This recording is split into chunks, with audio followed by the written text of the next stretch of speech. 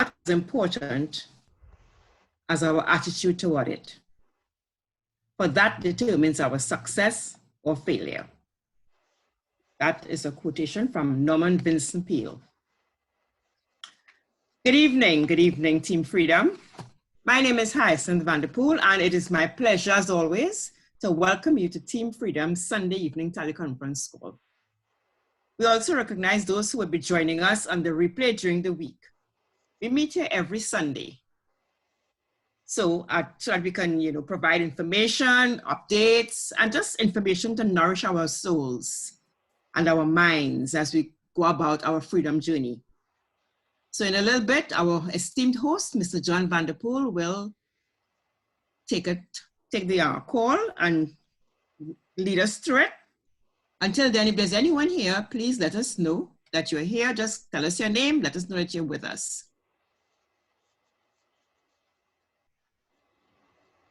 John Vanderpool is here. John, always so glad to hear you. Well, we are actually at time, so go ahead and take it away. Hi, Team Freedom. It is great to welcome you here this evening for this session. You see, it is our goal to help you to be the best you can be, and we will continue to strive to do that every Sunday evening and any other chance you give us. So this is, this is session 9, and we are going to be looking at thinking, how we think. But we want to look at thinking in a specific context. You can't be the best, you can't be your best without thinking that you are the best. So one of the things we want to do is help you to see that you determine how thinking affects what you do. How you think about yourself, therefore, is important. And if you're going to be successful in your business, the results you want are therefore directly related to how you think. So in our business, the thing you do to be successful is share your business. So sharing is absolutely necessary if you're going to be successful. If you're going to share, therefore, you have to learn to share. And what you think about your business will determine how much you share it. Is it good for you? Do you think it's good for you? Do you think it can help you? Do you think it can help the people you're sharing with? All these will determine how effectively you are in sharing. One of the things you will learn is that the more you share, the better you get at sharing. You improve your sharing capability if you are prepared to learn from your mistakes. So, are you prepared to share and learn from your mistakes? How you think about your business will determine how much you can learn from your mistakes. So it's all about your thinking. Everything you do is about your thinking. When you think about helping people above earning money, you are able to share better. When you think about helping people eliminate the stress of finding the best vacation trips, for instance, then you become a better sharer. When you think about sowing before you reap, your presentations are effective negatively. But if you think like a farmer, remember when the farmer is sowing, he's not thinking about reaping because he knows he has to sow and guard and take care of what he sows so that he can reap. And you have to think like a farmer. The way you think about your business is everything. If you think like a farmer, you then would be prepared to sow and to help the people you're sharing with, and money does not come in there at all. So welcome, and we continue with the next session, which will be principles of success. And this principle is the principle of a pleasing personality. And since we're talking about sharing in business, then one of the things you will understand, I'm sure you understand that a pleasing personality is the best asset for sharing, for sewing. So there are advantages to having a pleasing personality when it comes to sharing, which is specifically what we're talking about for our business. It is easier to break down the defenses of initially uncooperative prospects if you have a pleasing personality. A pleasing personality, therefore, will give you easier access to those people you would like to talk to. They are more willing, those people you would like to talk to, who we'll call prospects or suspects, they are more willing to hear what you have to present to them if you go to them with a pleasing personality. The more people are willing to listen to you, the more sharing you will do. And of course, the more sharing you do, the more success you're going to have. A pleasing personality can lead to you being a dominant leader in the business. Is there anything else you'd like to add, Haya?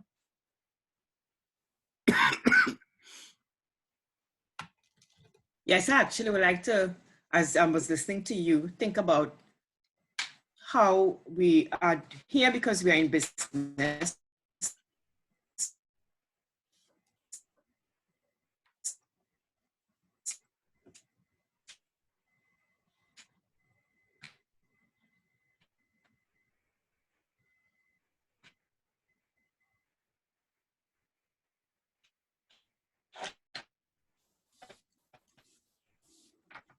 I think that's for our business, dealing with our family, our friends, our our colleagues at work. A pleasing personality can be helpful even for real life situations outside of our business. Those are the thoughts that came up for me as I was listening to you speak. And very sound thoughts. Very excellent ideas as put forward by you, Hyacinth. Thank you. Now we move on to things successful business owners do. And one of the things successful business owners do is they always think win-win. So, and if you want to think win-win, you have to seek to have situations where you win and your prospect wins. Even when things do not turn out well for you as a business owner, you still win because you learn from so long as you're prepared to learn from your experiences. Learning from your experiences is absolutely important because that is really where the growth takes place. So successful business owners, they always try with people who are appropriate, giving them the best chance at winning. In other words, you don't look for somebody who, just because you want to give a presentation and they have no chance of being in business, you don't want to, I mean, yes, you can say you're going for experience, but would you be fair to that person who cannot, for whatever the circumstances, they cannot join you, or they didn't have the possibility of joining? So yes, you can do that, but I say we want to be careful. If you want to be successful, you must have a desire to have success on both sides of the transaction. What do I mean by that? Lose-win or win-lose are not acceptable to successful business owners. You always want to win for you or win for the other, and win, not all, but and win for the other person. Hyacinth, anything else you would like to add? Nothing else at this point. Excellent. Next, we go on to announcements. We have the regional training event taking place at the Saddlebrook Marriott on March 24th from 9 a.m. to 5 p.m. Then we have United, which will take place in Orlando from April 24th to April 26th. We also have nightly presentations online, and these take place from Monday to Saturday at 10 p.m. and on Sunday evening at 10:30 p.m. And for us in Newark, we have presentations on Tuesdays and Thursdays at 145 Market Street in Newark. So you can take your guests there, and in fact, you can also be there so you can get familiar with the presentations. And we have these trainings here every Sunday, at 8 p.m. And how would you like to be able to use the internet to build your business? Then at 8 p.m. on Thursdays, we're going to start doing these sessions, and we would be glad to have you. So if you're interested in using the internet to build your business. Next, we go to Hyacinth and reading the book, Think and Go Rich. And for that, I hand you over, Hyacinth. Take over and let us hear your beautiful voice. Thank you very much, John. I need your assistance. Do you have the page that we stopped on last time? I think we were on page 38. Oh, yes. Okay, I have that. Great. So we're on the same page, literally. Yes. Well, as always, I look forward to this reading. And before I get started, I encourage you to pick up a copy for yourself. You can go online, Google it. Think and Grow Rich. You can get a PDF copy. It's in the public domain. So you can read it at your leisure, because following with us is one thing, but it's a book that's so filled with nuggets that you will benefit from reading it again and again and again. This is probably my 5th time or so going over it, and it never gets old. So make sure and pick up a copy. Okay? All right, well, we are in the chapter on desire.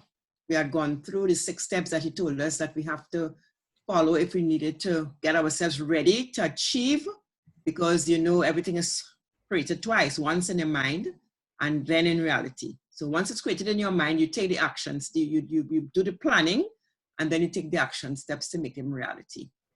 So as is his wont, he uses a lot of stories to illustrate his points, and he has been doing that. So he had talked to us about several people throughout the chapter. So we go on now as he's given a direct message to us. In planning to acquire your share of the riches, let no one influence you to scorn the dreamer. To win the big stakes in this changed world, you must catch the spirit of the great pioneers of the past, whose dreams have given to civilization all that it has of value. The spirit which serves as the lifeblood of our own country, your opportunity and mine to develop and market our talents. Let us not forget, Columbus dreamed of an unknown world, staked his life on the existence of such a world and discovered it. Copernicus, the great astronomer, dreamed of a multiplicity of worlds and revealed them. No one denounced him as impractical after he had triumphed. Instead, the world worshipped at his shrine, thus proving once more that success requires no apologies. Failure permits no alibis. If the thing you wish to do is right and you believe in it, go ahead and do it. Put your dream across and never mind what they say. If you meet with temporary defeat, never mind what they say if you meet with temporary defeat. For they perhaps do not know that every failure brings with it the seed of an equivalent success. Henry Ford, poor and uneducated, dreamed of a horseless carriage, went to work with what tools he possessed without waiting for opportunity to favor him. And now evidence of his dream belts the entire earth. He has put more wheels into operation than any man who ever lived because he was not afraid to back his dreams. Thomas Edison dreamed of a lamp that could be operated by electricity, began where he stood to put his dream into action, and despite more than 10,000 failures, he stood by that dream until he made it a physical reality. Practical dreamers do not quit. Whelan dreamed of a chain of cigar stores, transformed his dream into action, and now the United Cigar Stores occupy the best corners in America. Lincoln dreamed of freedom for the Black slaves, put his dream into action, and barely missed living to see a united North and South translate his dream into reality. The Wright brothers dreamed of a machine that would fly through the air. Now one may see evidence all over the world that they dreamed soundly. Marconi dreamed of a system for harnessing the intangible forces of the ether. Evidence that he did not dream in vain may be found in every wireless and radio in the world.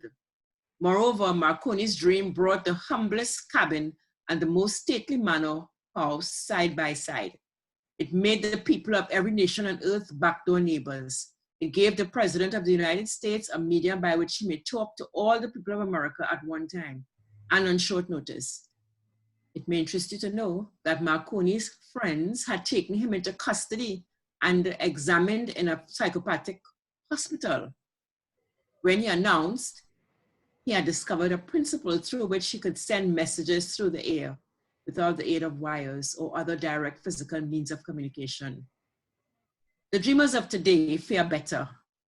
The world has become accustomed to new discoveries.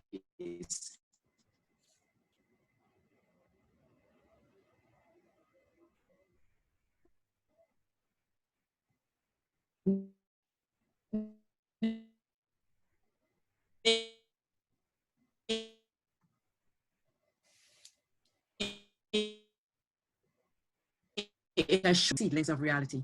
Awake, arise, and assert yourself, you dreamers of the world. Your star is now in the ascendancy. The world depression brought the opportunity you have been waiting for.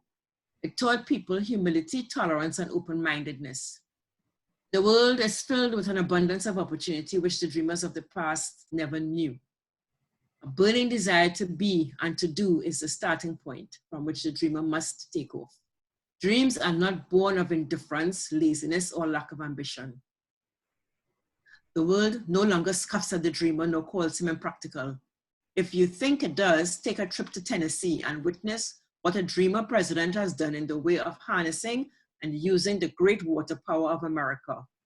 A score of years ago, such a dream would have seemed like madness. You have been disappointed. You have undergone defeat during the Depression. You have felt the great heart within you crushed until it bled. Take courage, for these experiences have tempered the spiritual metal of which you are made. They are assets of incomparable value. Remember too that all who succeed in life get off to a bad start and pass through many heartbreaking struggles before they arrive, quote unquote. The turning point in the lives of those who succeed usually comes at the moment of some crisis through which they are introduced to their other selves. John Bunyan wrote The Pilgrim's Progress, which is among the finest of all English literature, after he had been confined in prison and sorely punished because of his views on the subject of religion.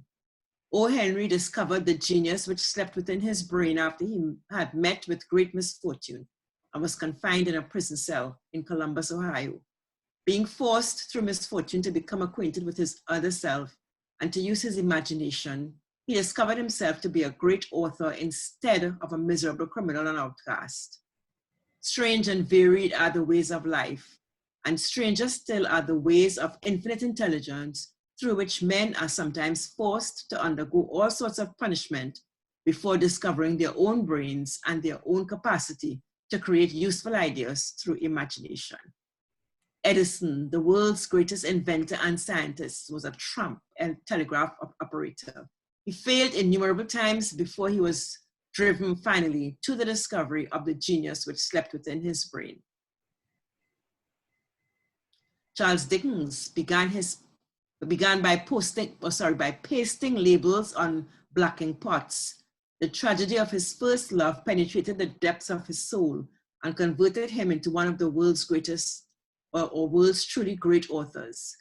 That tragedy produced first David Copperfield, then a succession of other works that made this a richer and better world for all who read or read his books.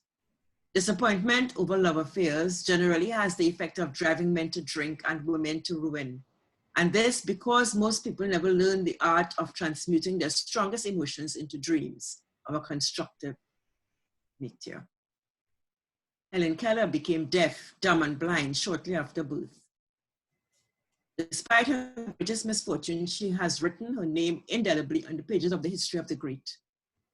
Her entire life has served as evidence that no one ever is defeated until defeat has been accepted as a reality. Robert Burns was an illiterate country lad.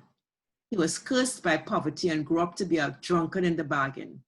The world was made better for his having lived because he clothed beautiful thoughts in poetry, and therefore plucked a thorn and planted a rose in its place. Booker T. Washington was born in slavery, handicapped by race and color. Because he was tolerant, had an open mind, and at all times on all subjects, and was a dreamer, he left his impress for good on an entire race. Beethoven was deaf, Milton was blind, but their names will last as long as time endures because they dreamed and translated their dreams into organized thought. Before passing to the next chapter, kindle anew in your mind the fire of hope, faith, courage, and tolerance. If you have these states of mind and a working knowledge of the principles described, all else that you need will come to you when you are ready for it. Let Emerson state the thought in these words: every proverb, every book, every byword that belongs to thee for aid and comfort shall surely come home through open or winding passages. Every friend whom not thy fantastic will, but the great and tender soul in thee craveth, shall lock thee in his embrace. There is a difference between wishing for a thing and being ready to receive it. No one is ready for a thing until he believes he can acquire it. The state of mind must be belief, not mere hope or wish. Open-mindedness is essential for belief. Closed minds do not inspire faith, courage, and belief. Remember, no more effort is required to aim high in life, to demand abundance and prosperity, than is required to accept misery and poverty. A great poet has correctly stated this universal truth through these lines. I bargained with life for a penny, and life would pay no more. However, I begged that evening when I counted my scanty store. For life is a just employer. He gives you what you ask. But once you've set the wages, why, you must bear the task. I worked for menials hire, only to learn dismayed. At any wage I had asked of life, life would have willingly paid. Desire outwits Mother Nature. As a fitting climax of this chapter, I wish to introduce one of the most unusual persons I have ever known. I first saw him 24 years ago, a few minutes after he was born. He came into the world without any physical sign of heirs, and the doctor admitted when pressed for an opinion that the child might be deaf and mute for life. I challenged the doctor's opinion. I had the right to do so. I was the child's father. I too reached a decision and rendered an opinion, but I expressed the opinion silently in the secrecy of my own heart. I decided that my son would hear and speak. Nature could send me a child without heirs, but nature could not induce me to accept the reality of the affliction. In my own mind, I knew that my son would hear and speak. How? I was sure there must be a way, and I knew I would find it. I thought of the words of the immortal Emerson. The whole course of things goes to teach us faith. We need only obey. There's guidance for each of us, and by lowly listening, we shall hear the right word. The right word? Desire. More than anything else, I desired that my son should not be a deaf mute. From that desire, I never receded, not for a second. Many years previously, I had written, our only limitations are those we set up in our own minds. For the first time, I wondered if that statement were true. Lying on the bed in front of me was a newly born child without the natural equipment of hearing. Even though he might hear and speak, he was obviously disfigured for life. Surely this was a limitation which that child had not set up in his own mind. What could I do about it?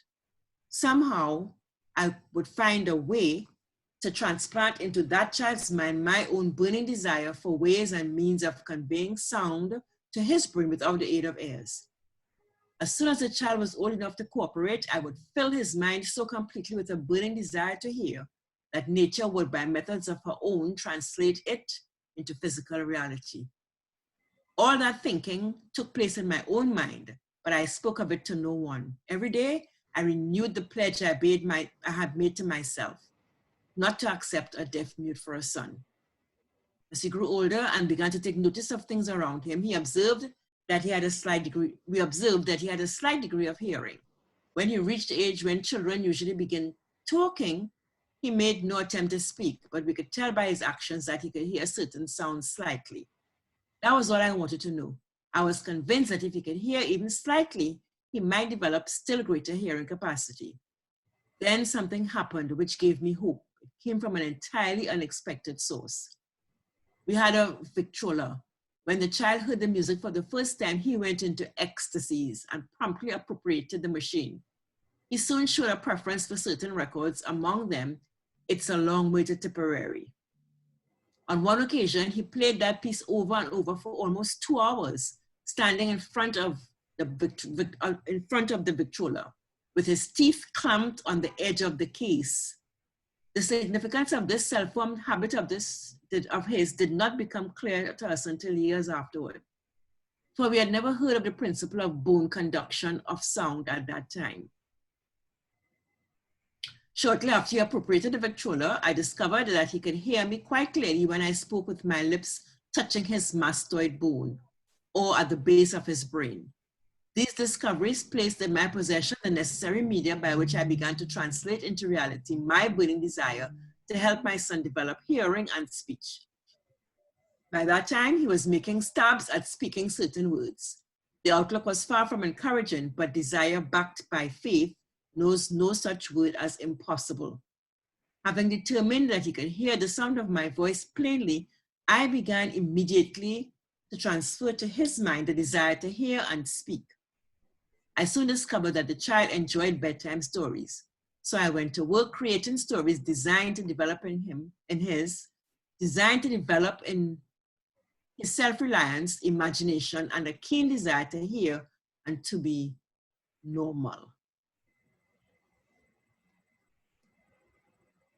There was one story in particular, which I emphasized by giving some new and dramatic coloring each time it was told. I think maybe I'll stop here and we'll continue with this story about Napoleon Hill's son at our next reading. So I think this is a great place actually for us to just, mull over some things that came up.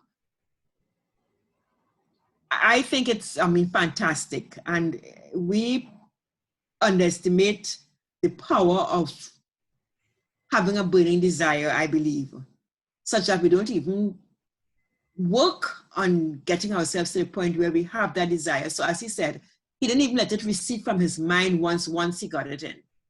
So this is a kind of, not a revelation, but it has added a little drop for me in the well of the power of belief, having reread the story one more time, and sort of strengthen my conviction that it is something that we are underutilizing, developing in ourselves the power of belief in our dreams in such a way that it helps us to move forward and actually achieve it. Any thoughts from you, John? I'll just support what you're saying by use Napoleon Hill's words when he said, desire backed by faith knows no such word as impossible. So we could eliminate impossible from our vocabulary, from our lives, by building on desire and increasing our faith.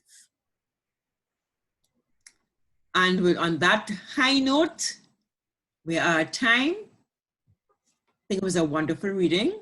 I enjoyed reading the story again. So you can go ahead and close us out, John. Great note to end. It was a great session and we look forward to seeing you next week. Thank you, Hyacinth, for a fantastic session. Good night. Thank you, John. Good night, everyone.